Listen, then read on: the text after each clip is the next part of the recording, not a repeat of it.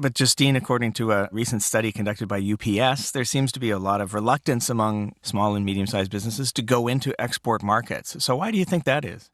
Well, I think one of the distinctions we perhaps have to bring or make is that, first of all, you have a lot of exporters that are definitely going along the path of a growth strategy. If they're going along the path of a growth strategy, exporting is definitely part of the strategy and embedded in what they do on a day-to-day basis. But often when you're looking at the SME landscape in general, many companies are not born exporting companies. They're accidental or occasional exporters. So what does EDC recommend to help in getting over these fears and getting more entrepreneurs to go out and export?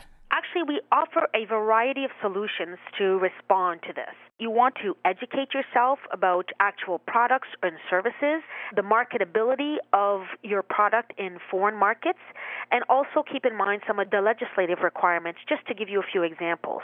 EDC is able to offer a variety of solutions. One that comes to mind would be the Export Express Credit, which can give access to an exporter up to $50,000 to attend, for example, a show in Germany, where this could be a great opportunity for them to not only conduct a market research, but to really seek out some of those buyers that can help them go internationally.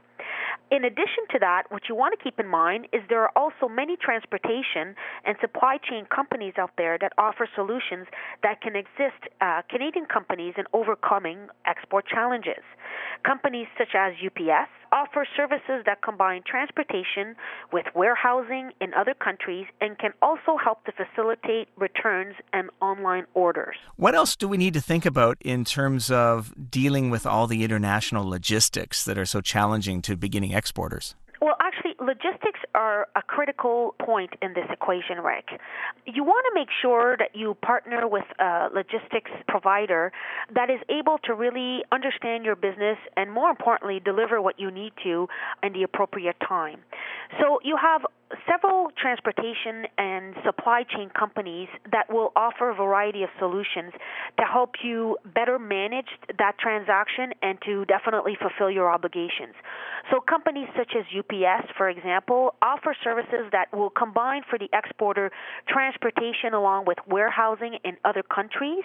So at the end of the day, what that allows them to do is to better manage the transfer of products from Canada to the foreign country and ultimately to deliver it to their buyer. Justine, EDC is best known for its export insurance products, but I understand there's also a program there to help companies deal with the working capital shortages that they might encounter or that they have to deal with in terms of ramping up production in order to export. Tell me about that. Absolutely. So what the Exporter Guarantee Program does is it provides a guarantee to the bank which alleviates the exporter having to give part or all of their collateral to the financial institution, in essence giving them access to more working capital either to fund or fulfill the pre-shipment requirements of their contract or to continue on their growth strategy. Now, EDC is demonstrating what it knows. They've released a new book called Exporting for Dummies. Can you tell me a little bit more about that and how the content applies to what we've been talking about today? The rationale, Rick, for us producing this book was very much geared to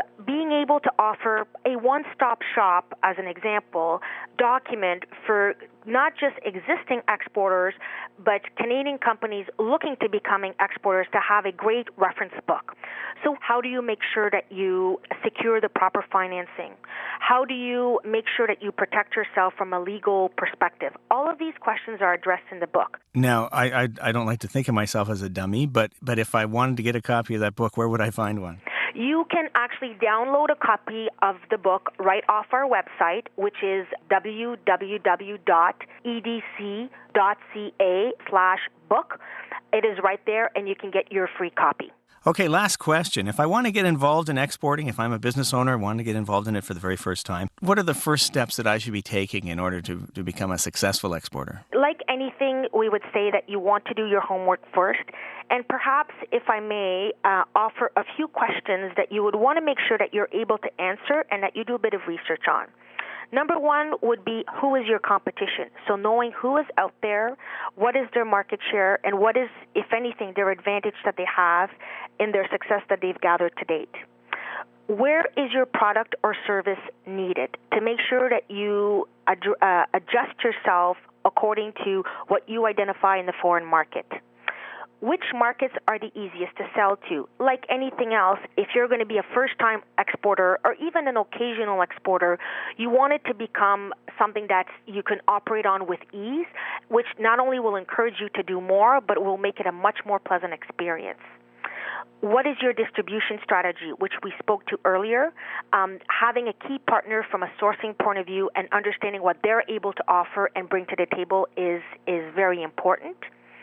What risks do you need to manage? And definitely that would be an area where you would want to talk to your bank as well as an EDC to make sure that you fully understand the risks involved and how you can mitigate them. And finally, how will you finance your new opportunities? What we often see, Rick, happens is, just like anything, once you get that first order in and you fulfill it, the order becomes a second and a third, and next thing you know, the more successful you have of a product or service and innovative, many more orders come. And often exporters will come to us and say, I'm growing so fast, I can't manage the capacity. So you definitely want to think that through and having a set strategy for your growth outlook from a global perspective. Perfect. Justine, if I can sum up, it sounds like we're saying that that exporters face a lot of challenges, but there's a lot of help out there, a lot of information, a lot of resources, and there's a whole world of opportunity. Is that about right? That is exactly right. All right. Thanks very much, Justine. It's been a pleasure, Rick. Thank you for listening to this episode of the Logistically Speaking podcast. It's been a pleasure to have you with us. I hope you've had the chance today to learn a few best practices to make your business more successful. We'd love to hear your feedback, so please send your comments to podcast@ups.com. Or you can email me personally at rick@rickspence.ca. Until next time, I'm your host, Rick Spence.